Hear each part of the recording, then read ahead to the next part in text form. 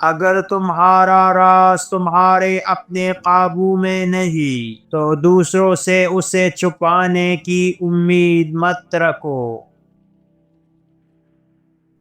عقل مند وہ ہے جو دوسروں کی غلطیوں سے سیکھے، نہ کہ اپنی بربادی کے بعد ہوش میں آئے۔ جو تمہیں نظر انداز کرے اس کے پیچھے جانا تمہاری عزت نفس کی توہین ہے۔ اگر تم دوسروں پر بھروسہ کر کے جیتنا چاہتے ہو تو تم ہمیشہ شکست کھاؤ گے۔ دوستی ہمیشہ اس سے کرو جو برے وقت میں تمہارا ساتھ دے۔ خوشی میں ساتھ دینے والے بہت مل جاتے ہیں۔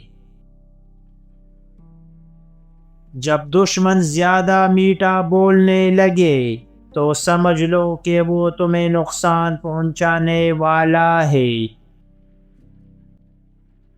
طاقتور بننا ہے تو خاموشی اختیار کرو، کیونکہ شور صرف کمزور لوگ مچاتے ہیں۔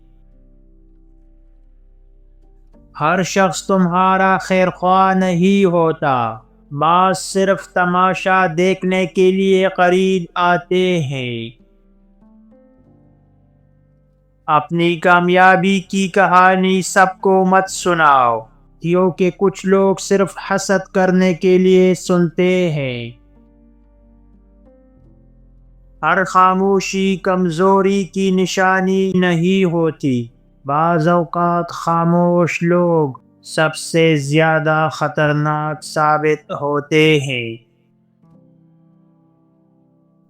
جو شخص تمہارے ساتھ بار بار برا کرے اس کے ساتھ نرمی برتنا اپنی بربادی کو دعوت دینے کے مترادف ہے۔ خاموش رہنا سیکھو، کیونکہ بے وقوف کی پہچان اس کی بے وقت کی باتیں ہوتی ہے۔ ہر شخص تمہاری ترقی پر خوش نہیں ہوتا، کچھ لوگ صرف تمہاری ناکامی دیکھنے کے منتظر ہوتے ہیں۔ اگر تمہیں اپنی قیمت کا اندازہ نہیں تو دنیا تمہیں سستا خرید لے گی۔ کبھی کسی کا اتنا احسان نہ لو کہ وہ تمہیں بلیک میل کرنے لگے۔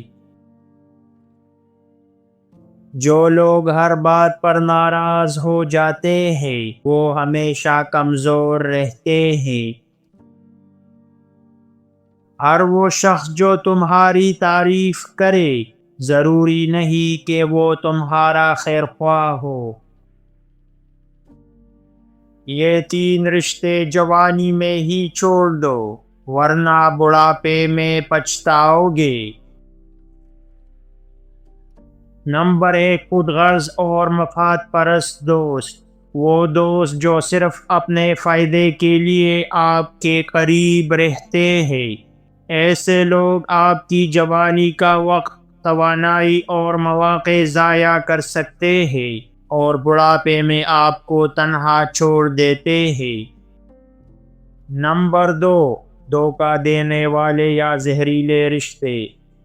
ایسے رشتے جن میں صرف دھوکہ، دکھ اور تکلیف ہو۔ اگر آپ ایسے رشتوں کو وقت پر نہیں چھوڑتے تو بڑھاپے میں آپ کے پاس سکون اور خوشی باقی نہیں رہے گی۔ نمبر 3، کینہ پرور اور حسد کرنے والے رشتہ دار۔ کچھ رشتہ دار ایسے ہوتے ہیں جو ہمیشہ آپ کی کامیابیوں سے جلتے ہیں۔ اگر آپ جوانی میں ایسے رشتوں سے خود کو الگ نہیں کرتے تو بڑھاپے میں یہ لوگ آپ کے لیے مزید مسائل کھڑے کر سکتے ہیں۔ یہ تینوں رشتے وقت پر چھوڑنا ضروری ہے تاکہ آپ کی زندگی سکون، خوشی اور کامیابی سے بھرپور ہو۔